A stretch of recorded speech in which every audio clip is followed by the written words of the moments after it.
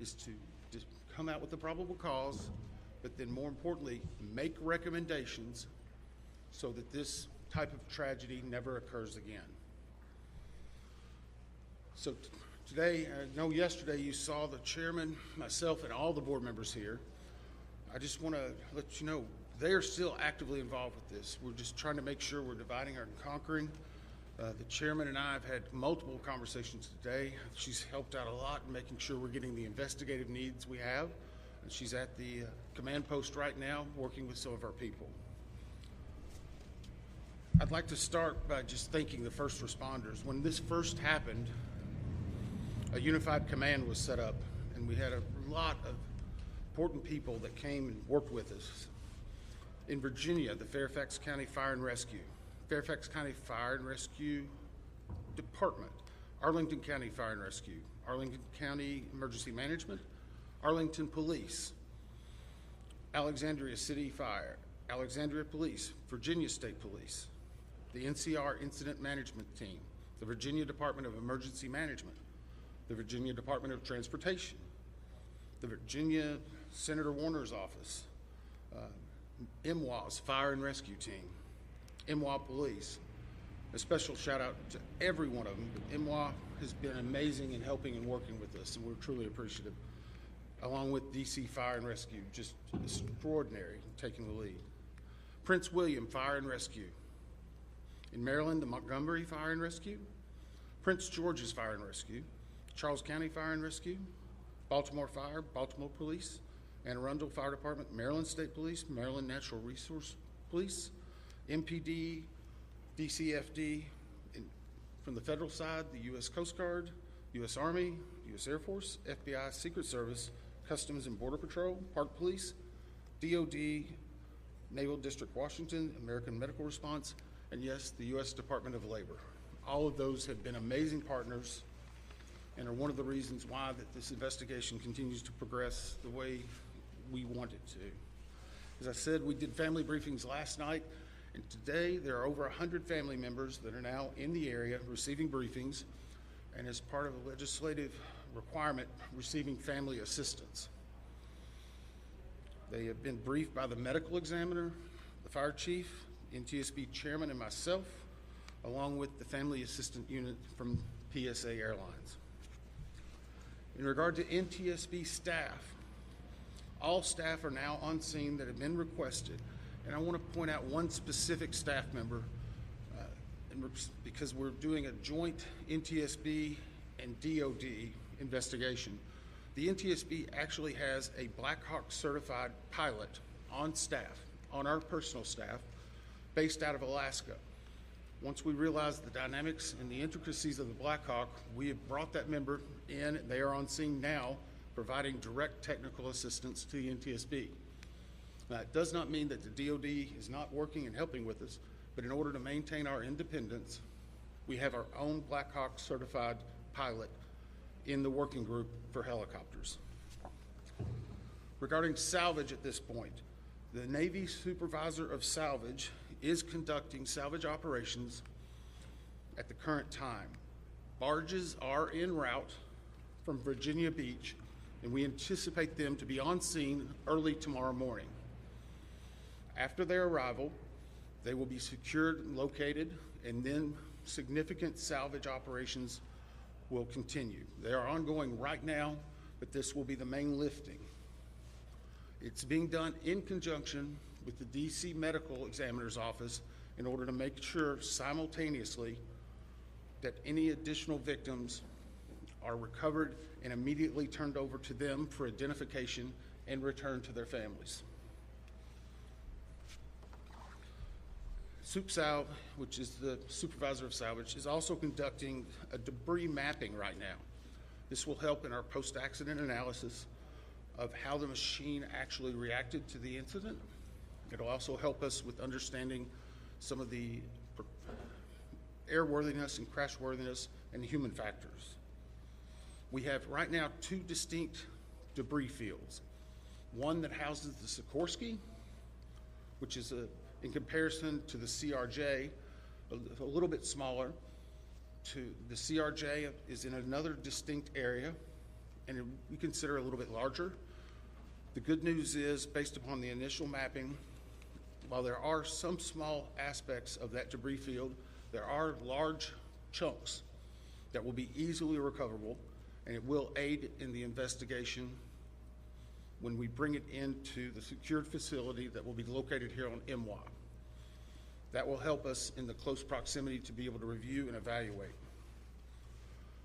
Yesterday, we outlined for you a number of groups that have been stood up. A few of them in particular I want to call out, although every one of them have been working very hard. For your edification, the ATC group, Air Traffic Control, has been conducting interviews today. They're ongoing tonight. They will be ongoing for probably the next few days. We've had full cooperation in getting the witnesses that we need to gain those interviews. We will then take that information and match it with other data that we're receiving, and if necessary, conduct follow-up interviews at a later time. Our operations group now has on site an exemplar airplane similar to the CRJ 700. It's on a hard stand here at MWA. They will use that to evaluate cockpit configuration, seating, things like that. So whenever the salvage comes up, we're able to use an exemplary aircraft to match it against examples such as where maybe switches are, navigational aids, electronics. It is almost the exact same configuration as the incident aircraft. I want to clarify one thing. There's been a lot of questions and discussion regarding manifest. Let me make this very clear. The NTSB will not and has not released a manifest. We have not in our history, not in our past. We will not be in this accident. In fact, there's specific congressional language that whenever it is in our possession, it is not available through the Freedom of Information Act. It will not be included in our report. We will not be putting any names of any of the victims. Any release of that information will come from other individuals or groups. Regarding the recorders, as many of you saw last night, we recovered from the CRJ 2 separate recorders. One was a FDFR, that is a flight data recorder. FD. That was actually in what we consider good condition. As part of that process, it was soaked in alcohol overnight. It was then opened today, and we have a high level of confidence that we will be able to get a full download in the very near future. Now, once we do have that download, we will not be releasing immediately the information regarding it. We will have to go through, correct the data sets, make sure they're synchronized. This has approximately up to possibly 2,000 data points. Is that right, Bryce? So all of that has to be synchronized and looked at. It's a very laborious practice. It takes a lot of time. Regarding the CRJ's cockpit voice recorder, once it was recovered and opened, we found that it had water intrusion. That is not uncommon. It is not an unusual event for us to receive a recorder with water intrusion. We deal with that all the time. Our recorders division is one of the best in the country, in the world actually, and we have recorders sent everywhere, so there's a step. The CVR was soaked overnight in ionized water, at which point the team put the CVR into a vacuum oven in order to extract moisture. They are still checking electrical connections to determine if they're ready to try a download. It is one step of many steps that we will take in order to get that data, but we have a very high level of confidence that we will have it. We just have to work through a number of steps. Lastly, on recorders, the Sikorsky, where the CRJ has 2 separate recorders, the Sikorsky has a combined cockpit voice recorder and digital flight data receipt recorder. It's in one box. I can report to you now, we have recovered the Sikorsky black box. It is safely at the NTSB headquarters. It will begin an evaluation, just as the other two recorders did last night, to determine when and how to take action. I can tell you from a visual inspection, we saw no exterior damage that would indicate that it was compromised at this time. So we have a high level of confidence that we will be able to have a full extraction from that as well. Those are some of the significant updates we have right now. Obviously, we'll be doing some more in the essence of time and making sure our team gets back. I think we're going to be able to take maybe 4 or 5 questions. I'll call on you and I'll repeat it. So we'll try to play that game a little bit, please. Right here. Thank you very much. Your name and outlet, please. Jonathan Kersley from Channel 9 Australia. Captain Salvage was one of the heroes of the incident on the Hudson, that he said we absolutely should be reviewing airspace, not just here but in other places, where there's a complex mix of traffic. Is he right? Is there time for a permanent shift in DC and across the country to keep airspace safe and separate between military and civilian air? So the question for those watching, is it this time now for us to possibly deconflict or change some of the airspace where military aircraft operate with commercial aircraft?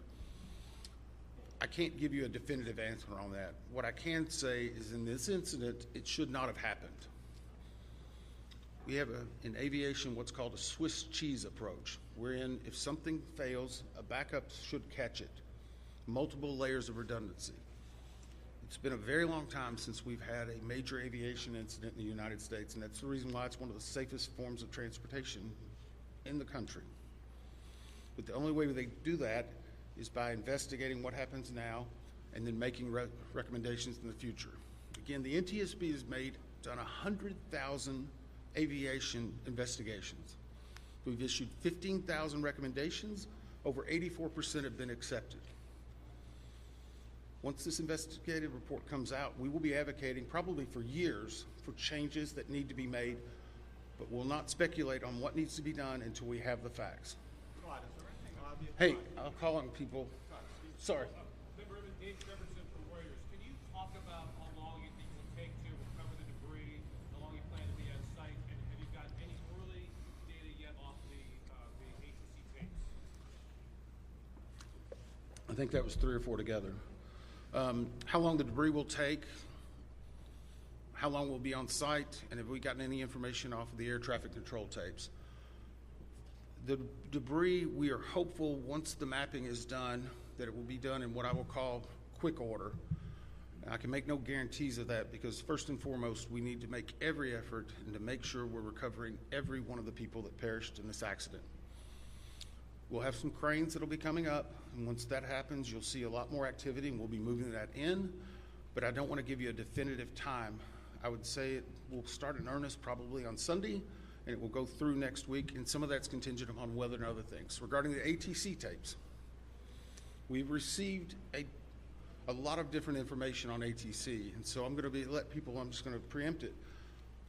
Off-the-shelf software programs are not always as accurate as the data we specifically get from NTSB, from the black boxes. All of that are factors that come into our investigation. So we will not speculate about ATC tapes that you may have heard and seen online or snippets. We are getting the full cooperation that we need to be able to make an accurate assessment and to make sure what we are saying is factual and that it will help and aid in the entire investigation. You? Todd, Steve Cooper from Channel 7 in Boston. Is there anything glaring from the videos that we've all seen that would tell you that the pilot in the Black Hawk helicopter made a mistake? The question is, based on the videos, have we drawn any conclusions? We have not. We know that there was a significant incident in which the 2 aircraft collided, a pretty significant fireball. If you will recall, even after the first day, we only had maybe 1 or 2 grainy images that were coming out. We're seeing more and more at this time. So we're still collecting data, but we are not going to opine until we see a lot of other things in there. A couple more? 2 more? Yes, sir. Keep on team with CNN. How critical is it to interview the controller in the tower cab? And how concerning is it to you, the reports that that controller is working two positions at the same time? So the question was, how critical are the air traffic control interviews and basically staffing? So air traffic control interviews are critical. That's the reason why there's a process in place. That began immediately after the accident. It was preservation of that evidence. It was immediately taking down notes, getting logs, all that information. We will go back and look at any air traffic controller that was involved in this. We'll go back and look at their past probably 72 hours, even 2 or 3 weeks. We'll look at their training, their hiring, everything, what they probably ate that day. But it is not one point that tells us everything. It's layered into a lot of other information that's very critical. Regarding staffing, the FAA has had a very robust plan in looking at staffing. Obviously, we'll be looking at not only staffing that day, but progressively staffing. How many people, what job functions they were doing. Were they being combined? Were they not? What was the weather outside? What was the number of landings? I recall back during COVID, one runway was being used. Runway 1, that was the only one. 33, as traffic came back, started being opened up. So we would look at changes in traffic patterns, construction at the airport, all of that. It all paints a very big picture. Who are you? Sorry.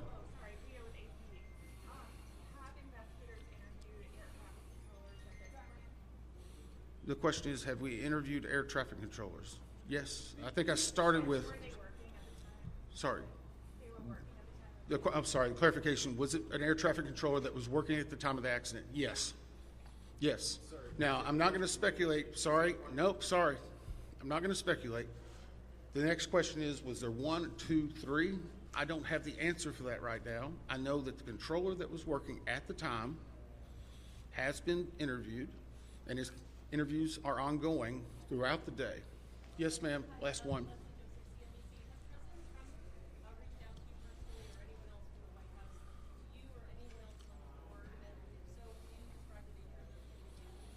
The question is, has anyone from the White House reached out to me or other board members? I won't speak for other board members. I know that the chair did a briefing yesterday. It was publicly discussed and gave some information. I have not received any contact. I'm going to go back to something we talked about earlier. The NTSB is an independent bipartisan board. 58 years as the gold standard. Our job is to find the facts. But more importantly, our job is to make sure this tragedy doesn't happen again, regardless of what anyone may be saying. Our investigators never want to see this happen again, and I never want to have to go back and brief another set of family like that. Thank you. Thank you very much. Thank you very much.